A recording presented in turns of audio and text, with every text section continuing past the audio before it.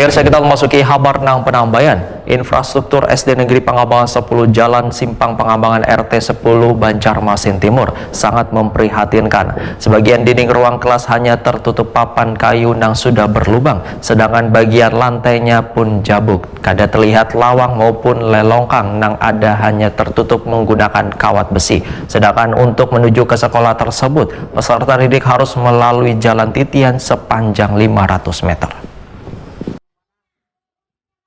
Infrastruktur SD Negeri Pangambangan 10 Jalan Simpang Pangambangan RT 10 Banjarmasin Timur sangat memprihatinkan. Sebagian dinding ruang kelas hanya tertutup papan kayu yang sudah berlubang, sedangkan bagian lantainya pun jabuk. Karena terlihat lawang maupun lelongkang yang ada hanya tertutup menggunakan kawat besi.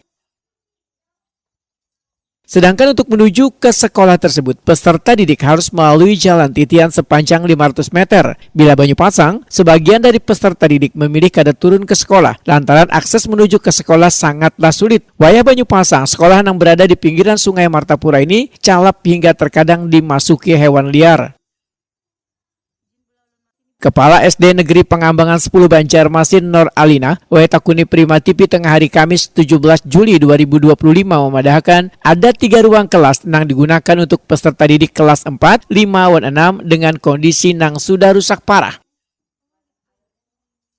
Bila Banyu Pasang, banyu masuk sampai ketinggian salintut urang dewasa, akibatnya papan lantai wan dinding kayu menjadi jabuk wan balubang. Sedangkan bangunan sekolah ini sudah puluhan tahun belum pernah mendapatkan rehab ataupun perbaikan.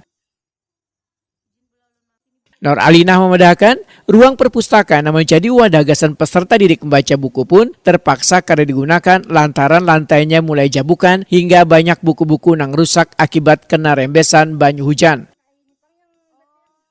Untuk kondisi kelas yang masih kurang layak, itu ada 3 buah ruangan. Kelas 4, 5, dan 6. Nah, yang parah benar untuk kelas 6. Nah, karena kondisinya jadi bikin parah ini karena bekas air rob kan naik tiap hari. Nah, kadang kan air rob ini kami kada tahu. Kadang masuknya pagi, habis itu siang sama malam. Nah, jadi kalau seandainya pasang robnya terjadi malam, jadi banjirnya masuknya sampai ke sini air.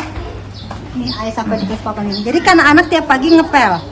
Bangunan ini yang saya lihat yang di dalam sketnya itu sekitar bangunan 79 kataan orang-orang di sini. Nah, tidak ada perbaikan apa-apa. Tidak ada perbaikan.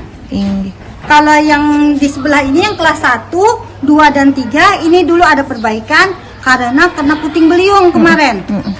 Di sini ada berapa siswanya, Bu? Di sini ada 52 siswa.